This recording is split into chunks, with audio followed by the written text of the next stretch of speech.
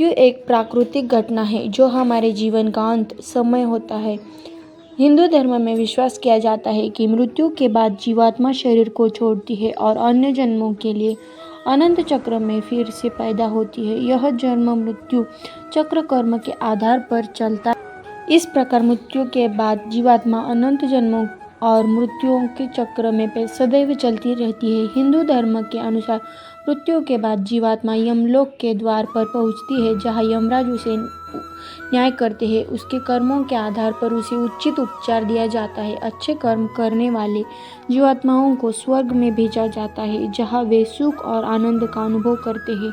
वहीं बुरे कर्म करने वाले जीवात्माओं को नरक में भेजा जाता है, जहाँ वे दुख और कष्ट का सामना करते हैं। यह पुनर्जन्म का चक्र चलता रहता है जब तक जीवात्मा अपने कर्मों के प्रभाव से मुक्त नहीं होती है। हिंदू धर्म में जीवात्मा का मोक्ष प्राप्त करना मुख्य लक्ष्य माना जाता है। मोक्ष के लिए जीवात्मा को सांसारिक बंधनों से मुक्त होना पड़ता है और दिव्यत्व को प्राप्त करनी होती है।